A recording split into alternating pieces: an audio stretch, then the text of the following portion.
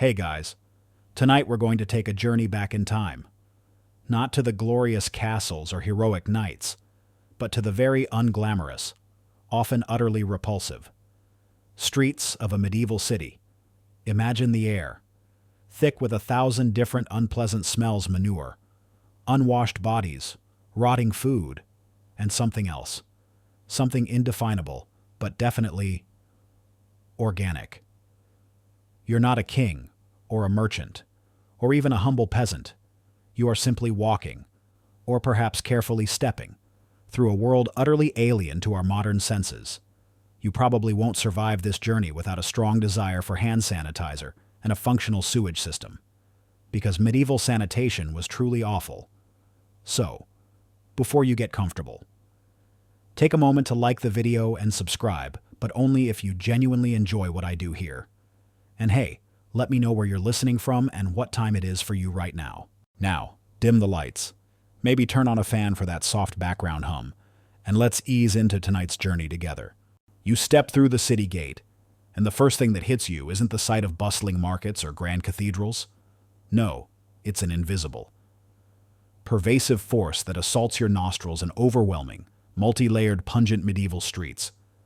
The stench is everywhere, a thick, palpable presence that makes your eyes water and your stomach churn.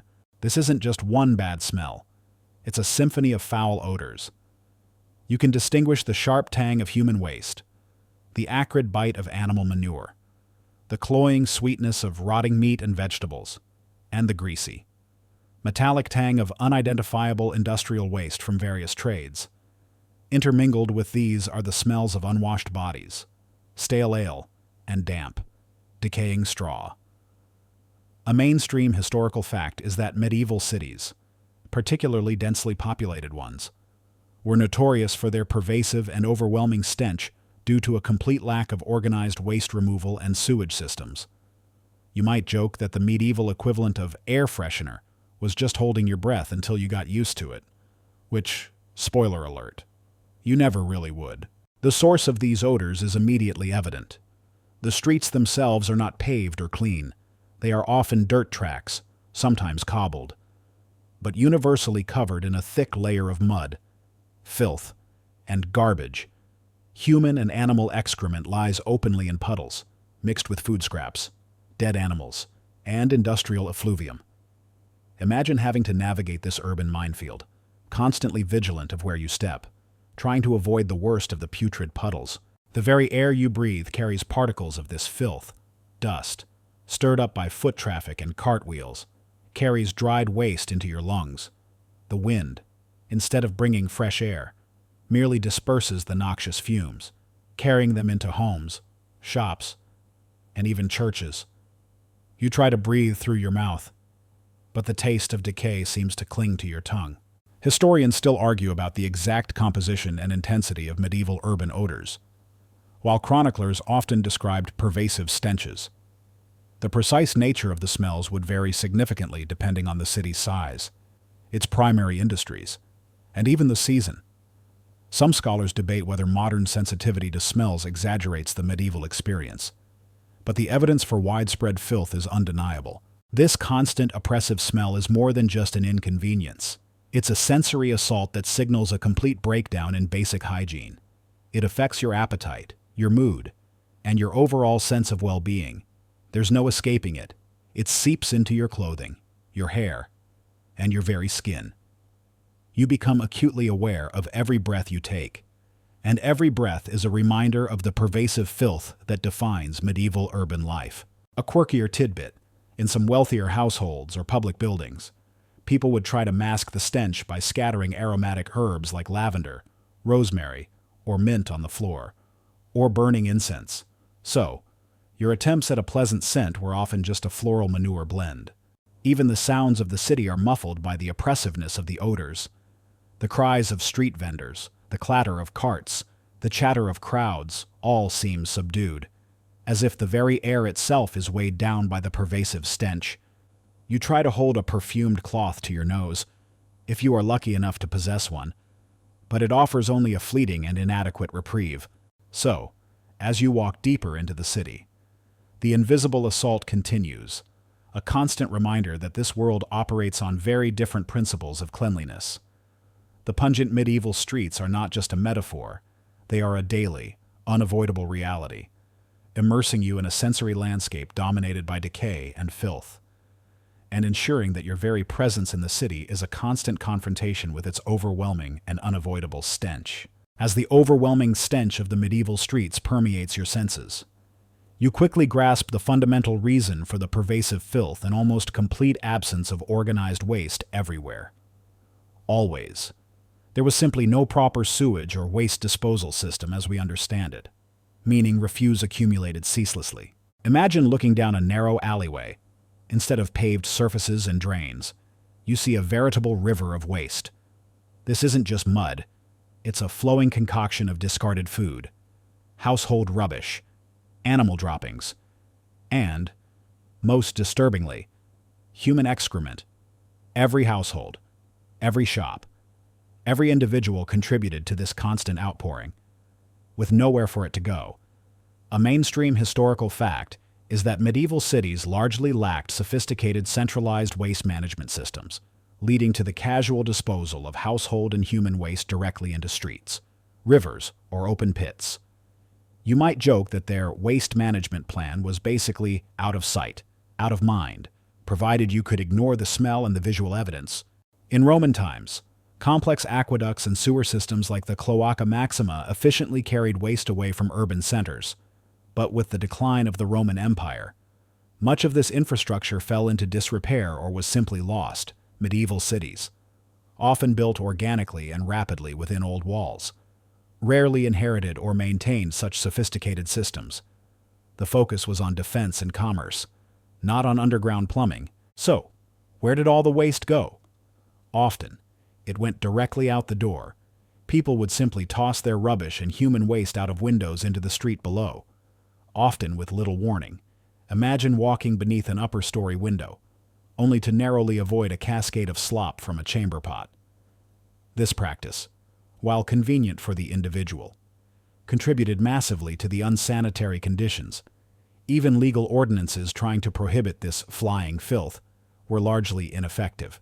Historians still argue about the precise reasons for the decline of Roman-era sanitation practices in the Middle Ages, while the collapse of central authority and technical knowledge is often cited. Some scholars also point to changing population densities, urban planning priorities, and even shifts in cultural attitudes towards public hygiene. The accumulation was relentless. Every market day left behind a fresh layer of organic debris. Every resident added to the mounting piles, with no regular, systematic collection or disposal. The waste simply built up, layer upon putrid layer, forming a foul, festering carpet that covered much of the urban landscape. This constant presence of decomposing matter was a breeding ground for rats, flies, and other disease vectors. A quirkier tidbit. Despite the general lack of effective systems, some medieval towns, particularly those with a strong monastic presence, did construct rudimentary covered drains or specific waste channels, often emptying directly into a nearby river, which, while an improvement, still simply moved the problem downstream. So, your eco-friendly solution was just someone else's problem downriver. Rivers, if a city was lucky enough to have one, often became open sewers, collecting the waste that drained from the streets and serving as convenient dumping grounds for anything too large to simply toss. This, of course, meant that downstream communities, or even the same city if it drew water from the river, faced contaminated water sources. The sheer volume of waste, combined with the lack of effective disposal methods, meant that it wasn't just some waste here and there, it was waste everywhere, always. It was the defining characteristic of the medieval urban environment, a constant, unavoidable reminder that the concept of public hygiene was almost entirely absent from their daily lives. So, as you pick your way through the muck, stepping carefully to avoid the worst of the refuse, you understand that the defining characteristic of this medieval city is its pervasive filth. The sight of waste everywhere, always, is a stark and disgusting reality, a testament to a world utterly lacking in systematic sanitation. ensuring that every street, every corner, and every breath you take is a confrontation with the unavoidable and overwhelming presence of accumulated human and animal refuse. Given the constant, pervasive presence of waste, it's no surprise that your walk through the medieval city immediately reveals its primary waste management systems, the open gutters and midden heaps. These crude methods were the visible, malodorous channels for waste, and the growing, festering piles of refuse that defined the urban landscape. Imagine the middle of the street. Instead of a smooth, crowned surface, you see a central channel, often nothing more than a deep depression, running down the entire length of the thoroughfare. This is the open gutter, or kennel, and it serves as the city's de facto sewer system. Into this gutter flows everything rainwater, slop from households, human and animal waste, and general debris. It's less a drain and more a stagnant, foul-smelling stream of effluent, meandering slowly, if at all, towards the nearest river or city ditch. A mainstream historical fact is that medieval streets typically featured an open central gutter or shallow ditches along the sides, which served as the primary, rudimentary means of channeling wastewater and refuse through the urban environment. You might joke that their street cleaning service relied entirely on gravity and the occasional heavy rain, neither of which were particularly effective. The gutters, however, weren't always efficient. They would frequently become clogged with solid waste, creating stagnant, festering pools that attracted rats, flies, and other disease-carrying pests. The stench emanating from these open sewers would be unbearable, particularly on warm days. Imagine having to step over or around these fetid rivulets, the putrid liquid sometimes splashing onto your shoes, a constant reminder of the city's overflowing filth. Beyond the gutters, you encounter the ubiquitous midden heaps. These are large, often enormous, piles of accumulated rubbish, typically found outside city gates, near residential areas, or even just at the end of a street.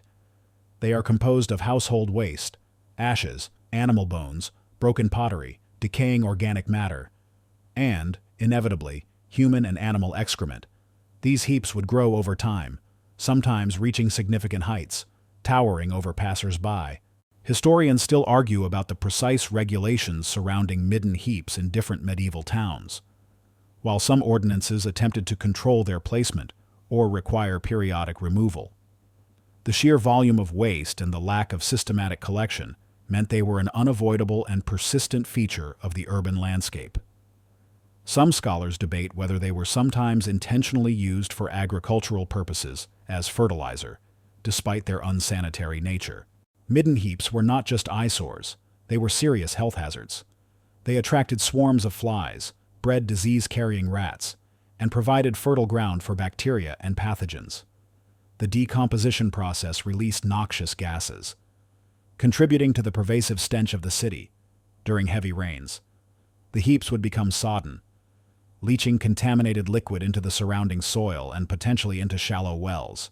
A quirkier tidbit in some towns, particularly in England.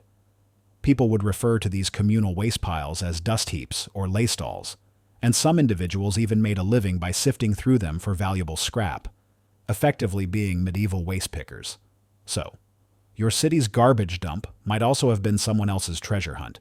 The existence of open gutters and midden heaps speaks volumes about the priorities and capabilities of medieval urban governance, with limited resources, rudimentary understanding of hygiene, and a constant influx of waste. These ad hoc solutions became the norm, creating a perpetually unsanitary environment. They were a visible, tangible manifestation of a city struggling to cope with its own effluence. So, as you carefully navigate the treacherous landscape of the urban thoroughfares, stepping around stagnant puddles and skirting towering piles of refuse, you gain a visceral understanding of the city's struggle with waste. The open gutters and midden heaps are the raw, unglamorous reality of medieval sanitation, providing a constant, undeniable testament to the pervasive filth that defined urban life, ensuring that cleanliness was an aspiration, not a reality.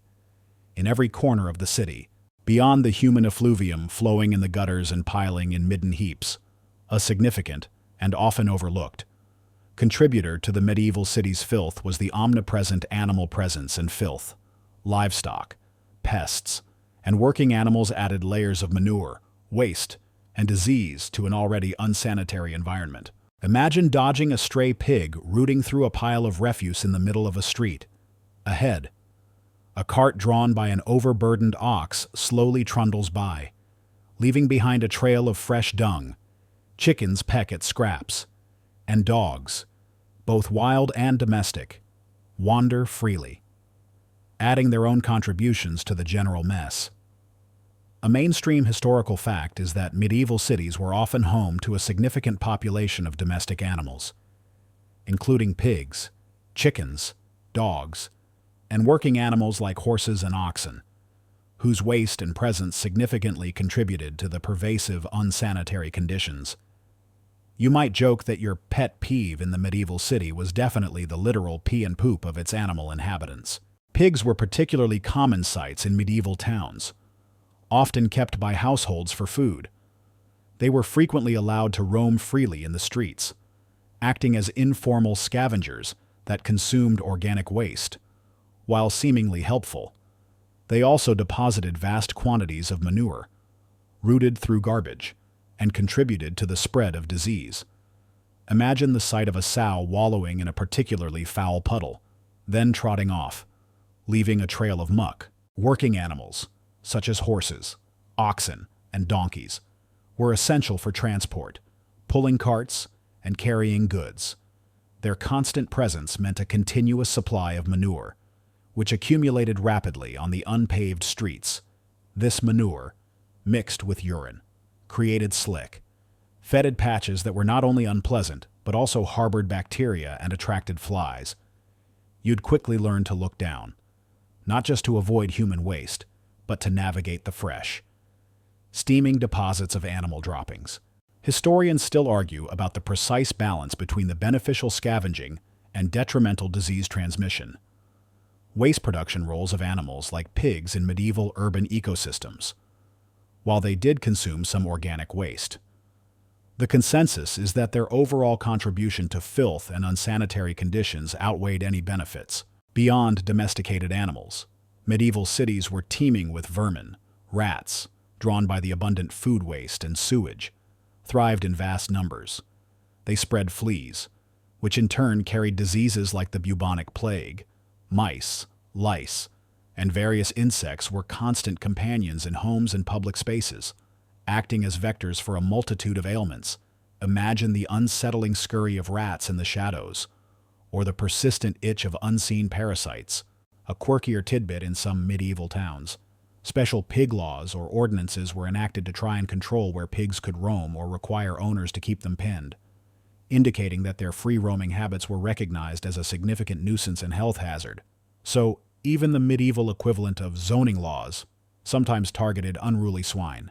The sheer volume of animal waste, combined with the lack of effective disposal, meant that it became an integral part of the urban landscape.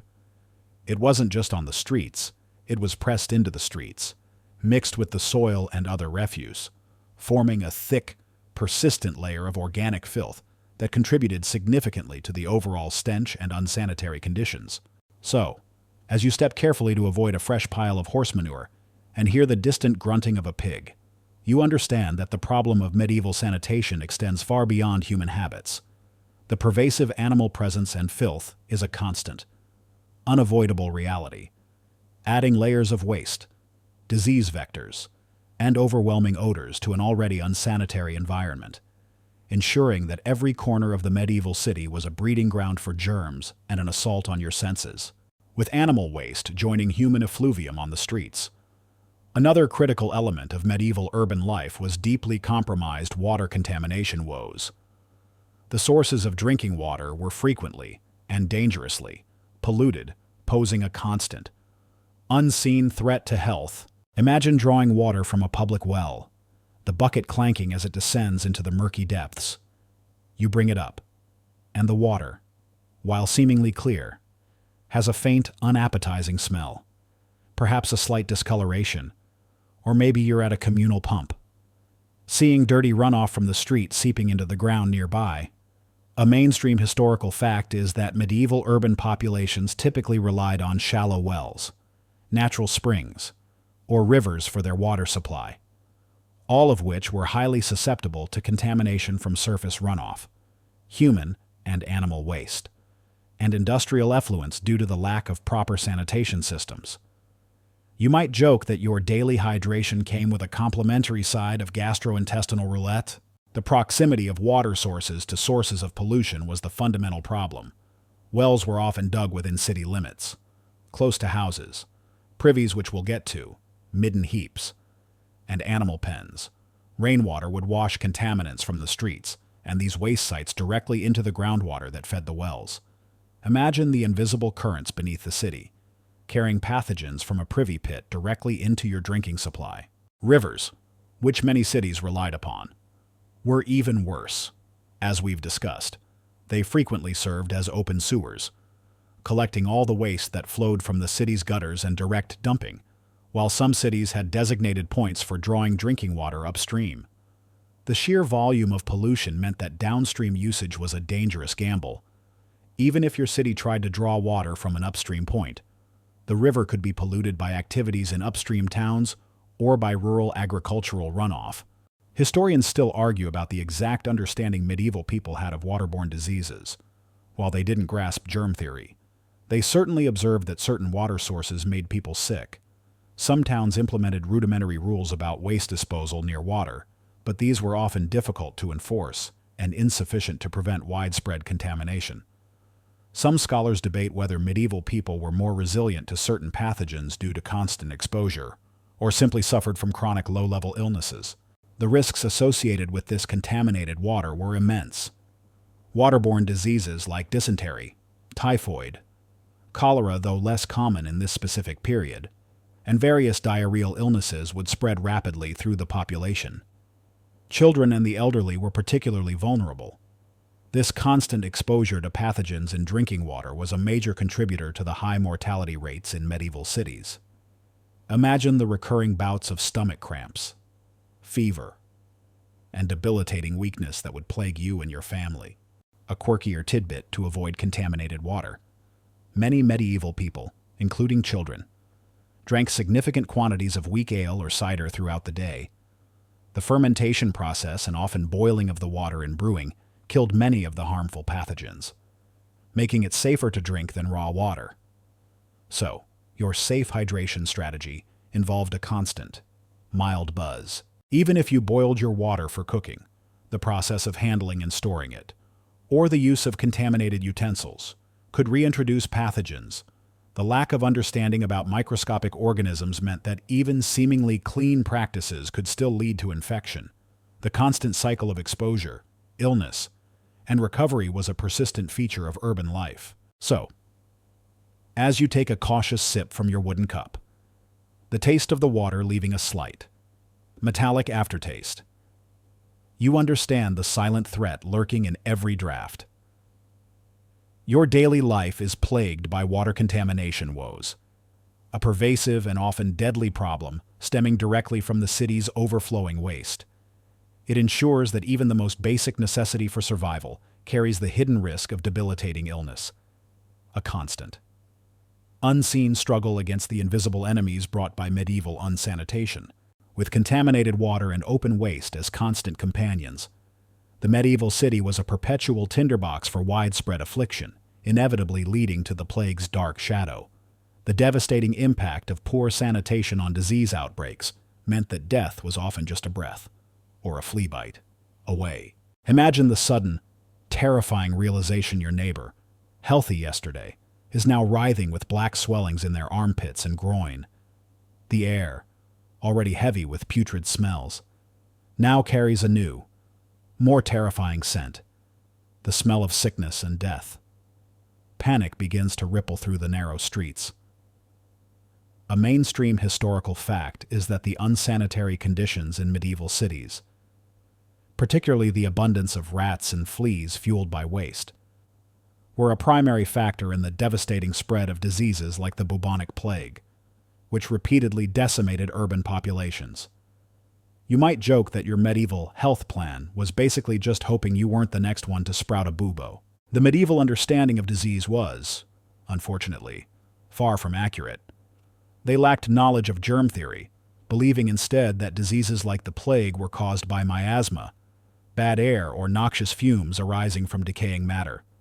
While they correctly associated foul smells with sickness, their preventative measures often focused on masking odors or moving away from them, rather than addressing the true sources of infection. This misunderstanding tragically hindered effective public health responses. The constant presence of open waste and food scraps created an ideal environment for rats. These rodents thrived in the crowded, filthy conditions, scurrying through alleys, scavenging in midden heaps, and nesting in homes. These rats, in turn, carried fleas, and it was the fleas, not the rats themselves, that were the primary vectors for the Yersinia pestis bacterium, the causative agent of the bubonic plague. When an infected flea bit a human, the disease would rapidly spread. Imagine the chilling sight of rats scurrying across your floorboards at night, unaware they carried tiny, invisible harbingers of death. Historians still argue about the precise role of rats versus human fleas in the transmission of the Black Death and subsequent plague outbreaks, while rodent fleas are widely accepted as the primary vector. Some scholars suggest that human-to-human transmission via infected human fleas or lice, or even airborne transmission pneumonic plague, played a larger role in accelerating the spread, particularly in dense urban environments. When an outbreak occurred, the consequences were catastrophic. The high population density of medieval cities, combined with the lack of sanitation and medical knowledge, meant that diseases spread with terrifying speed. Entire families, streets, and eventually, whole cities could be decimated in a matter of weeks or months. The sheer scale of death was unimaginable, turning bustling urban centers into ghost towns. The normal rhythms of life would cease, replaced by the grim routine of burying the dead and fearing the next cough. A quirkier tidbit during plague outbreaks.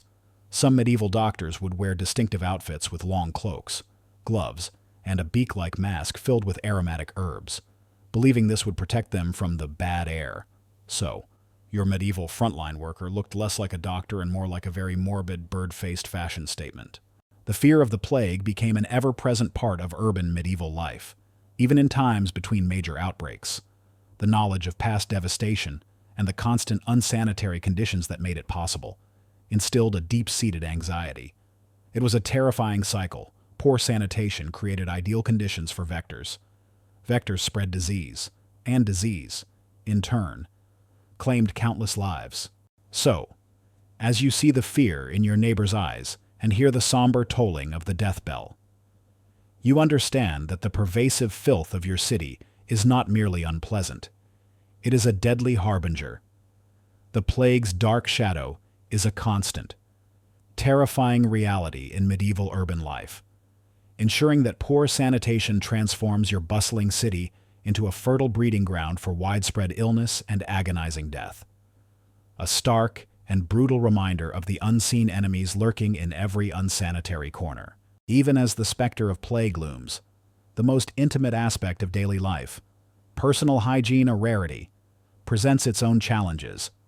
You discover that medieval practices of cleanliness were limited and often misunderstood, contributing further to the overall unsanitary environment. Imagine the feel of your clothes, worn for days, perhaps weeks, without washing. Your skin feels perpetually grimy, your hair matted and dusty. The concept of a daily shower or even frequent hand washing is entirely alien. A mainstream historical fact is that personal hygiene practices in the Middle Ages were generally far less frequent and thorough than modern standards, with full-body bathing being uncommon for many, and basic sanitation knowledge like germ theory non-existent. You might joke that your medieval spa day involved a bucket of cold water and a prayer that the dirt would magically disappear. For most medieval people, especially the common folk, bathing was an infrequent activity. Water was difficult to heat, carrying it was laborious, and personal space for extensive washing was often unavailable. A quick rinse of hands and face might occur daily, but full-body immersion was reserved for special occasions, or simply avoided altogether by many, particularly among the poor. Imagine the persistent feeling of stickiness, the faint body odor that clung to everyone, and the constant presence of fleas and lice, which were considered a normal part of life. Clothing, too, was rarely washed. Woolen garments, common due to their warmth and durability, were difficult to clean and slow to dry. Undergarments might be changed more frequently, but outer clothing could go months without a proper cleaning, accumulating layers of dirt, sweat, and grime. This lack of regular laundry further contributed to body odor and provided ample hiding places for parasites. Historians still argue about the nuances of medieval personal hygiene and whether popular notions of universal squalor are oversimplified. While it's clear that modern standards of cleanliness were absent, some scholars point to regional variations. Differences between social classes, elites might bathe more, and the existence of limited public bathhouses or communal washing facilities in certain periods and locations. However, the overall picture remains one of limited, often ineffective, hygiene. Even when bathing did occur, the water itself might not be clean. As we've discussed with the general problem of water contamination woes, using river water or well water that was already polluted meant that baths might not truly cleanse, but merely redistribute contaminants. Furthermore, the understanding of cleanliness was often more about visible dirt than about unseen germs. So practices like washing hands after using a privy were not widely understood or consistently practiced. A quirkier tidbit, while widespread public baths like those of ancient Rome had largely disappeared. Some medieval towns, particularly in Italy and the Byzantine East, did maintain or revive public bathhouses, though they were often used for social gathering as much as for actual thorough washing, and could still be sources of disease transmission. So, your community pool might have been more of a community germ exchange. Dental hygiene was practically non-existent. People might chew on herbs or rub their teeth with rough cloths, but systematic brushing or flossing was unknown. This led to widespread tooth decay, gum disease, and chronic bad breath, adding another unpleasant sensory dimension to medieval life. So, as you feel the persistent itch beneath your clothes and catch the faint, musky scent of your own unwashed skin, you grasp the intimate reality of medieval life. Personal hygiene, a rarity, means that cleanliness, as you know it, is a foreign concept. Your body is a constant companion of dirt and parasites, a testament to the limited knowledge and resources available for personal sanitation, ensuring that daily life is a continuous, subtle confrontation with the uncomfortable realities of a far less sanitized past. Building upon the theme of personal hygiene, your daily needs for human waste disposal lead you to the often crude and perpetually overflowing solutions for human waste inside homes, privies, and cesspits. These were the medieval equivalents of toilets, and they were anything but pleasant. Imagine stepping into a small, dark closet-like space within your home, or perhaps a small, separate structure attached to the outer wall. A wooden seat with a hole awaits you. Below it, in the simplest form, is an opening directly into a cesspit, a deep, unlined pit dug into the ground beneath the house, or sometimes extending out over a ditch or river. A mainstream historical fact is that medieval homes typically utilized privies, outhouses, or garderobe chutes built into castle and house walls that emptied into cesspits, ditches, or directly into waterways, which were rudimentary and often unsanitary methods of human waste disposal. You might joke that your bathroom break involved a lot more holding your breath and a lot less flushing. These cesspits were rarely emptied, and when they were, it was a messy, arduous, and highly unpleasant task, often done by specialized laborers known as gong farmers in England or night soil men.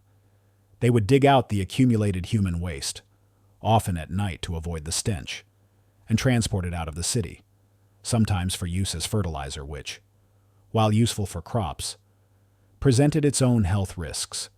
Imagine the sheer volume of waste accumulating in these pits over months or years, a festering reservoir of disease beneath your feet.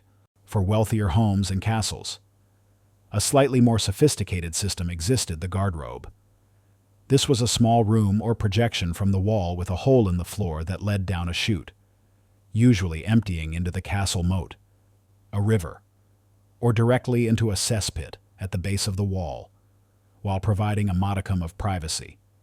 The fundamental problem of waste disposal remained. It was still simply dumped into the immediate environment. The chutes themselves could become clogged, and the stench from the accumulated waste would permeate the surrounding areas of the castle. Historians still argue about the precise design and effectiveness of various types of medieval privies across different regions and time periods. While garderobes in castles might seem more advanced, the ultimate disposal method into open areas or unlined pits remained a significant source of environmental and health contamination. The smell emanating from these privies and cesspits would be constant and pervasive, especially indoors, even in the depths of winter. The cold might reduce the odor somewhat, but it would never truly dissipate. During warmer months, the heat would intensify the decomposition, making these areas truly unbearable and attracting swarms of flies.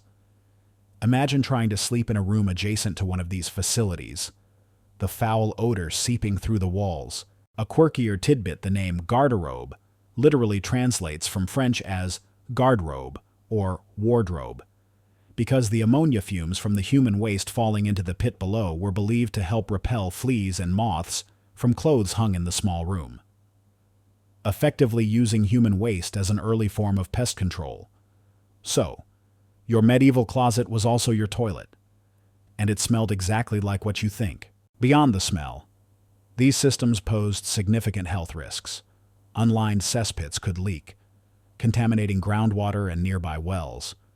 Open chutes allowed flies and other insects to easily transfer pathogens from the waste to food and people.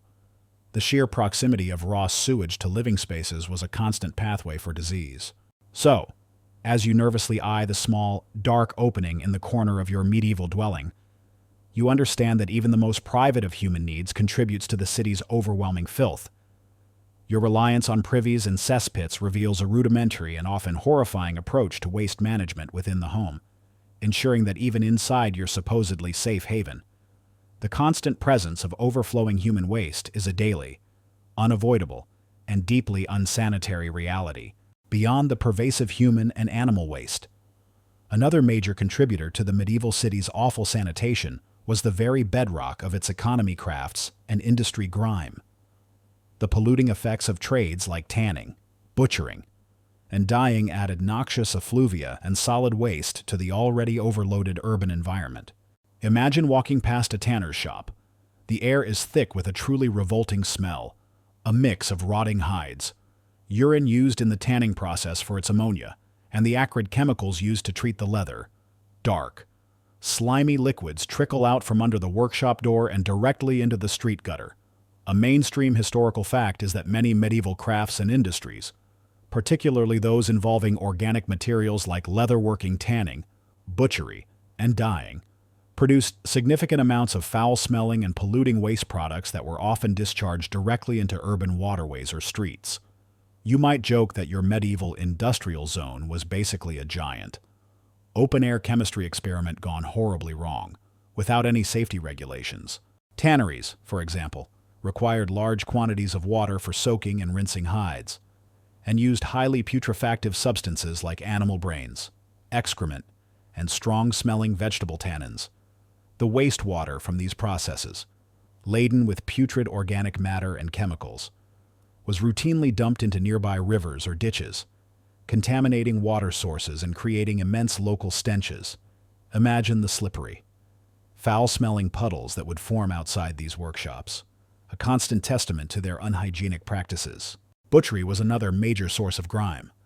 Slaughterhouses, often located within the city walls or on the outskirts, would generate vast amounts of blood, offal, animal guts, and discarded bones. While some parts were used like blood for puddings or bones for tools, much of it was simply thrown into the streets or nearby rivers, attracting swarms of flies and scavenging animals, and contributing to the pervasive odor of decay.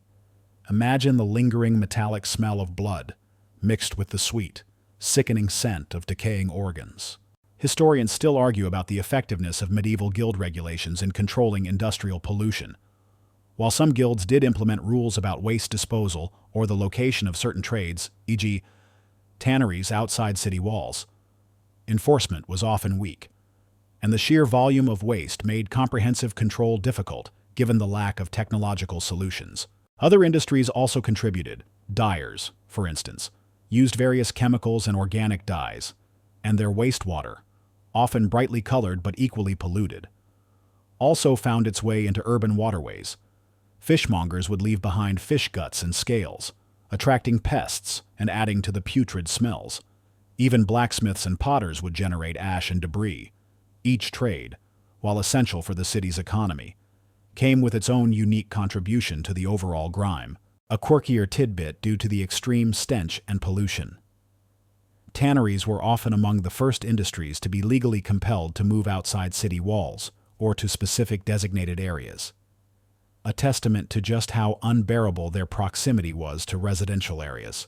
So, even medieval city planners, who tolerated a lot, drew a line at having a tannery next door. The cumulative effect of these industrial practices was immense. They didn't just add to the stench, they actively contaminated the environment with organic pollutants and sometimes toxic chemicals, further compromising water quality and providing additional breeding grounds for disease-carrying organisms. The grime wasn't just on the surface, it permeated the soil and water, creating a deeply unhealthy urban ecosystem. So, as you hurry past the particularly noxious fumes emanating from a workshop, trying to hold your breath as you pass, you understand that the city's very livelihood contributes to its overwhelming filth. The crafts and industry grime reveals a stark reality where economic activity often went hand in hand with severe environmental pollution, ensuring that every thriving trade added another layer of disgusting effluvium to the already unsanitary tapestry of medieval urban life. Faced with such overwhelming filth, you might wonder if anyone tried to fix it. Indeed, there were regulation attempts, limited impact, early efforts by medieval authorities to control waste were made, but they were often ineffective, highlighting the immense challenges and rudimentary understanding of public health.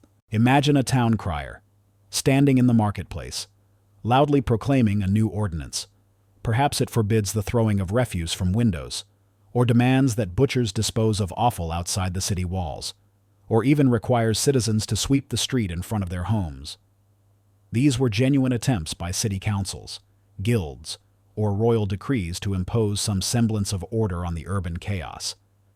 A mainstream historical fact is that many medieval towns and cities did issue a variety of civic ordinances attempting to regulate waste disposal, penalize dumping, and encourage basic street cleaning. Though their enforcement and overall effectiveness were often limited, you might joke that their public health campaigns involved more shouting and less actual sanitation. However, the challenges to effective regulation were immense. Firstly, there was a fundamental lack of understanding of germ theory. Authorities didn't know that decomposing waste or contaminated water directly caused disease. Their motivations for cleaning up were often based on aesthetic concerns reducing stench, preventing blockages in streets, or simply promoting a general sense of order, rather than a scientific understanding of public health. This limited their ability to devise truly effective solutions. Secondly, enforcement was weak. Medieval cities lacked dedicated, professional sanitation departments or a large, centralized police force. Policing ordinances often fell to local constables or citizens themselves, who might be overwhelmed by the scale of the problem or reluctant to confront neighbors. Fines, if imposed, might be too small to act as a real deterrent, or simply not collected. Imagine a small group of officials trying to compel hundreds, or thousands, of residents to change deeply ingrained habits. Historians still argue about the precise impact of these medieval regulations, while they clearly indicate an awareness of the problem and a desire for improvement. Some scholars suggest that their primary effect was more symbolic than practical, providing a legal framework that was often honored more in the breach than in the observance due to lack of resources and public cooperation. Thirdly, the infrastructure simply wasn't there. Even if people wanted to dispose of waste properly, there were few public bins, no organized collection routes, and no centralized treatment facilities. The only options were often the open gutters, midden heaps, or rivers we've discussed. Regulations couldn't magically create a functioning sewage system or waste processing plants. A quirkier tidbit in some medieval towns. Special scavengers or rakers were appointed and sometimes paid or allowed to profit from salvaged materials to clean the streets, indicating a formal, if rudimentary, attempt at municipal waste management. So, your city might have had an official poop scooper position. Finally, public compliance was low. For many ordinary citizens, it was far easier and cheaper to simply toss waste out the door or into the nearest convenient spot. Old habits died hard, and without strong incentives or strict enforcement, new regulations often remained little more than words on parchment. The mentality was often, if everyone else is doing it, why shouldn't I? So, as you hear the crier's voice echoing through the foul-smelling streets, and then immediately observe a chamber pot being emptied from a window above, you understand the futility of good intentions without true understanding or means. These regulation attempts, limited impact, reveal a medieval world grappling with an overwhelming sanitation crisis. Despite their best efforts, the sheer scale of the problem, coupled with a lack of scientific knowledge and effective enforcement, ensured that the stench and filth remained persistent features of urban life, a constant challenge to even the most well-meaning civic decrees. With regulations often proving ineffective, the medieval city relied on more organic, sometimes unsavory, methods of dealing with its ceaseless waste street sweepers and scavengers. These were the individuals, formal or informal, who attempted to clean up the mess, or those who profited from the filth left behind. Imagine a hunched figure, perhaps an older man or a child, pushing a rough broom made of twigs, laboriously sweeping refuse from a doorstep into the middle of the street, where it would join the flowing gutter. Further down, another figure, perhaps a poorer resident, sifts through a midden heap, hoping to find anything valuable, a piece of cloth, a metal scrap, a discarded bone.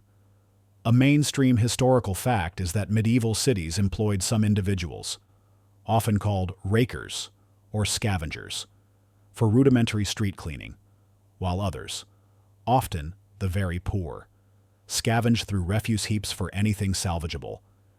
You might joke that your cleanup crew was less about sparkling hygiene and more about redistributing the dirt, or finding a stray coin in the literal gutter.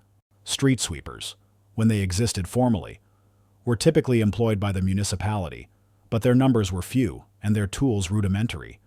Their task was less about achieving true cleanliness and more about preventing major blockages in the streets, particularly in the open gutters. They would push the larger pieces of refuse aside or into the main flow, often simply moving the problem from one spot to another rather than truly removing it from the city. Imagine the immense, Sisyphean task of trying to clean an entire street that was constantly being repolluted by residents and animals. Then there were the scavengers, often the poorest members of society, who weren't employed to clean but rather to survive. They would pick through any accessible waste, from street refuse to midden heaps, looking for anything that could be reused, recycled, or sold. This included scraps of food, discarded clothing, valuable metals, bone, or even organic waste that could be used for agricultural purposes outside the city. While they removed some waste, their primary motivation wasn't sanitation, and their methods were certainly not hygienic. Historians still argue about the social status and perceived dignity of these occupations. While clearly dealing with unpleasantness, some scholars suggest that formal street sweepers might have held a recognized, albeit low, position within the urban hierarchy, whereas informal scavengers were often seen as desperate and marginalized figures. The level of organization and pay also varied widely between different towns. The relationship between these groups and the general populace was complex. People were glad to have some waste removed, but there was also a pervasive acceptance of filth. The work was endless and unglamorous, and despite their efforts, the overwhelming volume of waste meant that these individuals could only ever make a marginal impact on the overall sanitation crisis.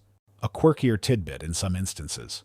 Pigs, as we mentioned earlier, were deliberately allowed to roam the streets to act as informal scavengers, consuming organic waste, though this practice, of course, brought its own set of hygiene problems with animal waste. So, Sometimes your cleaning crew wore snouts and grunted. Even beyond human and animal labor, natural forces played a role. Heavy rains could act as a crude flushing system, washing waste down gutters and into rivers. However, this often just moved the pollution downstream or left vast amounts of soggy, putrefying refuse behind once the waters receded. The sun and wind would also dry and disperse waste, but again, often just spreading it rather than truly removing it. So, as you watch a lone figure with a broom making a valiant but ultimately futile effort against the tide of urban filth, you understand that these were the crude and insufficient measures taken against an overwhelming problem. The presence of street sweepers and scavengers reveals a society that acknowledged its waste problem but lacked the collective will, scientific understanding, or technological means to truly solve it, ensuring that the relentless tide of filth continued to define the medieval urban experience. While the physical manifestations of filth were obvious, medieval understanding of its dangers was deeply flawed, leading to prevalent airborne illness theories. People largely believed that diseases originated from bad air, a misunderstanding that severely hindered true sanitation efforts. Imagine the hot, heavy air of a summer day in the city. The stench from the gutters and midden heaps is particularly strong. Someone sneezes nearby, and the immediate thought isn't about tiny, invisible germs, but about the pervasive miasma, the noxious fumes arising from decaying organic matter. This bad air was believed to literally carry disease. A mainstream historical fact is that the dominant medical theory for disease transmission in the Middle Ages was the miasmatic theory, which held that diseases like plague and cholera were caused by inhaling putrid odors emanating from decaying matter. You might joke that their science class involved a lot more sniffing and a lot less microbiology. This theory, inherited in part from ancient Greek and Roman medical writers, posited that the smells themselves were the disease. Therefore, efforts to combat illness often focused on trying to purify the air or avoid the foulest odors. People would carry posies of fragrant herbs, burn aromatic substances, or try to avoid particularly smelly areas, mistakenly believing these actions would ward off sickness. Imagine tying a small pouch of dried herbs around your neck, hoping it would protect you from the invisible evil in the air. This misunderstanding had significant, negative consequences for sanitation. While it correctly identified that foul environments were associated with sickness, it misdirected efforts. Instead of focusing on removing the source of the waste which contained the actual pathogens, people focused on masking the smell. This meant the breeding grounds for rats, fleas, and contaminated water remained, perpetuating the cycle of disease, even when they tried to clean up. It was often for the benefit of the nose, not the body. Historians still argue about the extent to which the miasmatic theory completely precluded any practical, if unscientific, attempts at hygiene, while germ theory was unknown. Some scholars suggest that the observable correlation between filth and illness might have prompted localized cleaning efforts, even if the underlying rationale was flawed. However, these efforts remained largely unsystematic. The miasmatic theory also influenced how they dealt with disease outbreaks. Quarantines, while sometimes implemented, were not understood in terms of preventing person-to-person germ transmission, but rather to isolate individuals who were carrying the bad air. Mass burials often focused on getting infected bodies quickly underground to prevent them from creating more miasma, rather than controlling the spread of specific pathogens. A quirkier tidbit: medieval doctors, especially during plague outbreaks, would famously carry pomanders, ornate, perforated containers filled with aromatic substances, specifically to protect themselves from the miasma they believed caused disease, illustrating the practical application of this flawed theory. So, your doctor's personal protective equipment included a fancy, sweet-smelling orb. The lack of understanding of microscopic organisms meant that the real culprits of disease, bacteria, viruses, and parasites, remained entirely unseen and unknown. This scientific blind spot allowed pathogens to thrive in the unsanitary conditions, circulating freely in contaminated water, food, and through vectors like fleas and rats, completely unchecked by effective preventative measures. So, as you nervously clutch your small bunch of lavender, convinced it will ward off the latest fever, you grasp the frustrating reality of medieval medicine. The widespread airborne illness theories meant that efforts to combat disease were fundamentally misdirected, ensuring that, despite good intentions, the true sources of urban unsanitation remained unaddressed, allowing illness to flourish unchecked in the pervasive filth of the medieval city. If the medieval mind grappled with airborne theories, it also largely abandoned earlier, more effective hygiene practices, leading to the public bath's decline. The abandonment of widespread Roman-era hygiene contributed significantly to the overall medieval unsanitary landscape. Imagine passing by a crumbling stone structure, overgrown with weeds, its arches half collapsed. This was once a Roman bathhouse, a vibrant hub of cleanliness, socializing, and warmth. Now, it stands as a forgotten relic, a stark reminder of a lost era of public hygiene. The idea of communal bathing, once central to urban life, has largely faded. A mainstream historical fact is that the extensive public bath culture prevalent in the Roman Empire largely declined in Western Europe after the fall of Rome, leading to a significant reduction in communal bathing and public hygiene facilities during the Middle Ages. You might joke that your local swimming pool was now just a pile of rubble and a vague memory. The reasons for this decline are complex. With the collapse of the Roman Empire, the sophisticated infrastructure that supported the bath's aqueducts, heating systems, and maintenance fell into disrepair. The economic and political instability meant resources were diverted away from such public amenities. The technical knowledge required to maintain and build these grand structures was also lost or severely diminished. Furthermore, changing cultural attitudes, influenced partly by the rise of Christianity, played a role. While early Christianity didn't explicitly forbid bathing, some ascetic traditions viewed excessive bathing or nakedness with suspicion, associating it with pagan decadence or immorality. This didn't mean no one bathed, but the widespread, daily communal bathing of the Roman era was certainly discouraged and became less common. Imagine a grim-faced preacher railing against the vanity of the baths, inadvertently contributing to the spread of disease. Historians still argue about the precise extent of Christian influence on the decline of public baths. While some scholars emphasize the practical reasons infrastructure collapse, others highlight the shift in cultural values and the moral objections raised by some religious leaders, suggesting a complex interplay of factors rather than a single cause.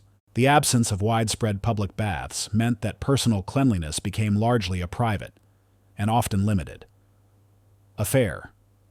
For most people, a full-body wash was an infrequent luxury, leading to the accumulation of dirt, sweat, and body odor that contributed to the general unsanitary conditions we've already discussed.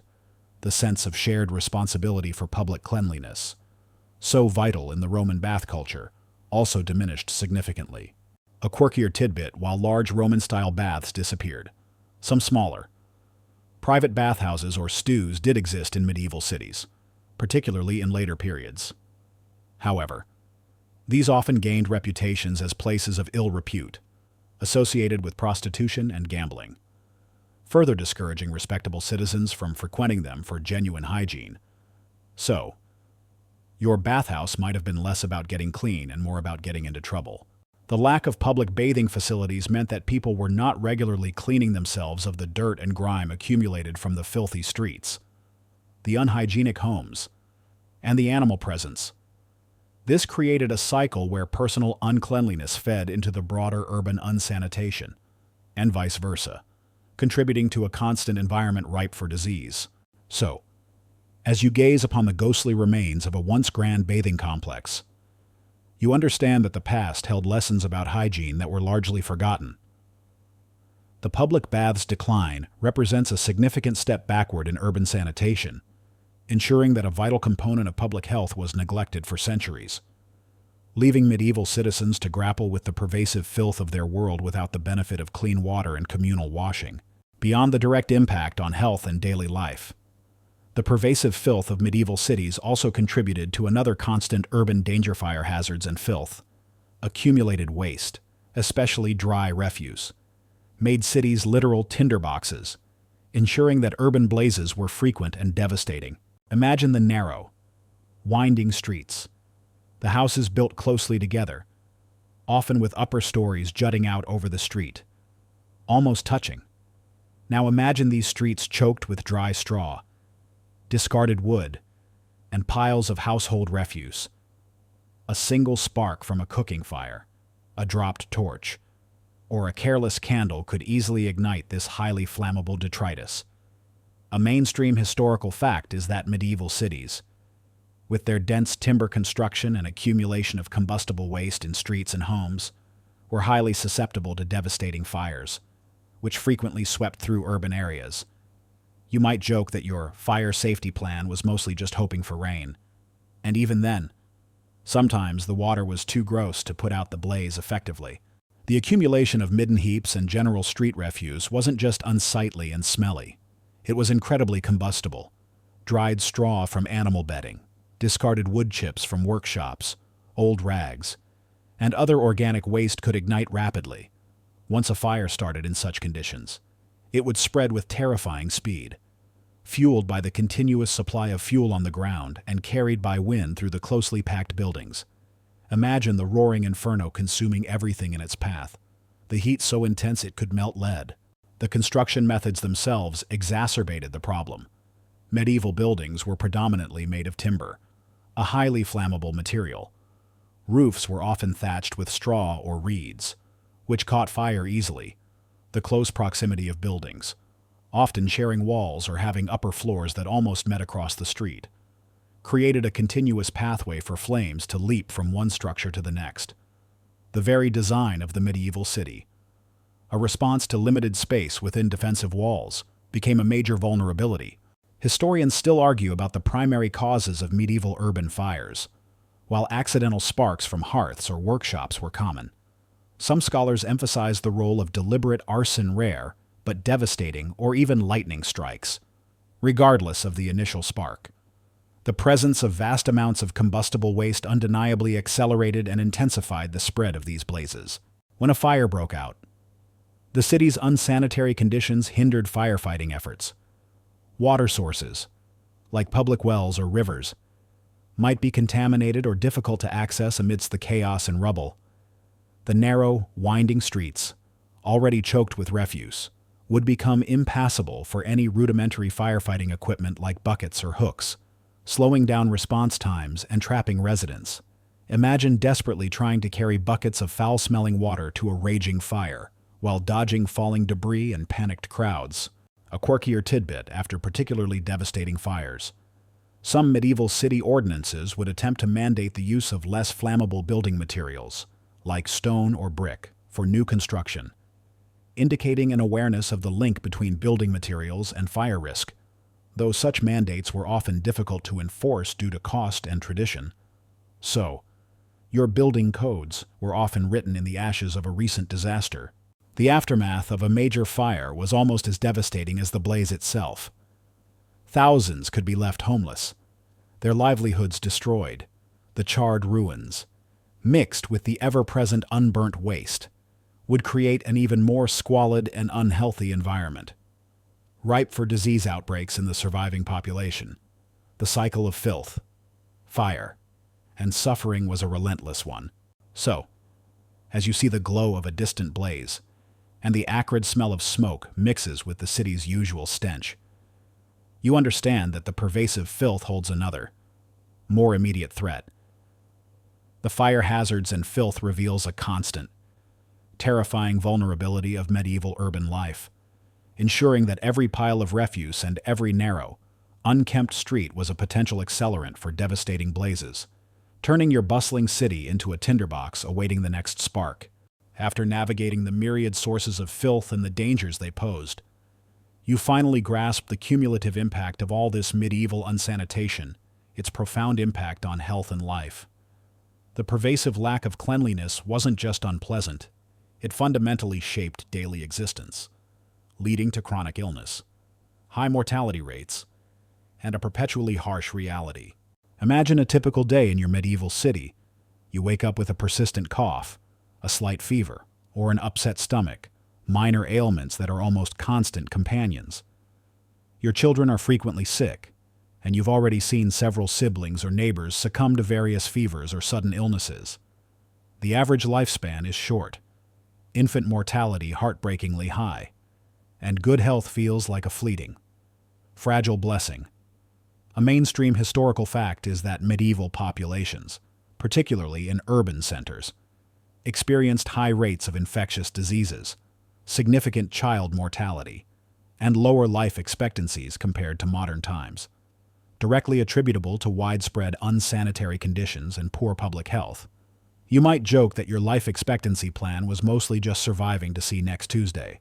The constant exposure to pathogens from contaminated water, unhygienic food preparation, animal waste, and human sewage meant that the medieval body was under perpetual assault. Your immune system was constantly fighting off infections, leading to chronic, low-level illnesses that sapped energy and made you more vulnerable to more serious diseases. Diarrheal diseases, in particular, were endemic, a common cause of death, especially among the young. Imagine the constant feeling of weakness, the recurring fevers, and the dull ache of an immune system working overtime every single day. Beyond the visible suffering, life was shaped by an underlying acceptance of sickness and death as inevitable parts of existence. Medical treatments were rudimentary, often ineffective, and sometimes harmful. Superstition and religious explanations often took precedence over practical hygiene. The constant presence of disease meant that funerals were a common occurrence, and the cycle of life and death played out with brutal speed and regularity. Historians still argue about the precise extent to which medieval people were resilient or adapted to their unsanitary environments versus simply suffering chronically.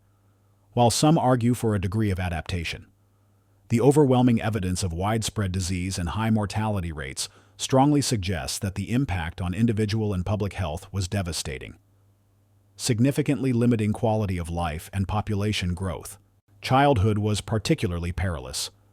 Infant and child mortality rates were astronomically high, with many children not surviving past their 5th birthday, largely due to diseases spread by contaminated water and poor hygiene. Surviving to adulthood was, in itself, an achievement. Imagine the constant anxiety of a parent, watching their child battle another fever, knowing that the odds were often stacked against them. A quirkier tidbit, despite the overall low standard of hygiene. Some medieval monastic orders or wealthy individuals did adhere to stricter personal cleanliness regimes, sometimes employing private bathhouses or developing rudimentary forms of waste disposal on their estates, highlighting that awareness of benefits, if not the science, sometimes existed among the privileged. So, a small segment of the population might have been living a slightly less gross life, proving it was possible. The cumulative effect of this constant battle against filth and disease permeated every aspect of medieval life. It limited population growth, reduced productivity due to widespread illness, and fundamentally shaped cultural attitudes towards the body, sickness, and mortality. The unsanitary conditions weren't just a backdrop, they were an active, insidious force that dictated the rhythm and brevity of life itself. So, as you feel the ache in your joints and hear the coughs of your neighbors, you understand that the city's omnipresent filth is not merely an inconvenience, but a profound and inescapable determinant of your daily existence. Its impact on health and life is a constant, brutal reality, ensuring that disease and an early grave are ever-present threats, defining the harsh and challenging contours of life in a perpetually unsanitary medieval urban world. The sounds of the medieval city are finally fading now, becoming impossibly distant. The overwhelming stench, the shouts of vendors in filthy streets, the distant cries of the sick, and the subtle, constant buzz of flies, they are all settling into the quiet depths of the past. Your mind is no longer wandering through muddy alleys or dark, disease-ridden homes. The weight of those ancient smells, the unsanitary realities, the constant struggle for health, is gently lifting. You are here, now, safe and clean in your own space. Feel the softness beneath you, the gentle whir of the fan. There's nothing left to worry about. No invisible pathogens to fear, just the quiet calm of your room. drawing you deeper into peaceful rest. Let the stories melt away, leaving only the soft hum of the fan or the distant murmur of the night. Sleep now, deeply and serenely. End of script. Sweet dreams.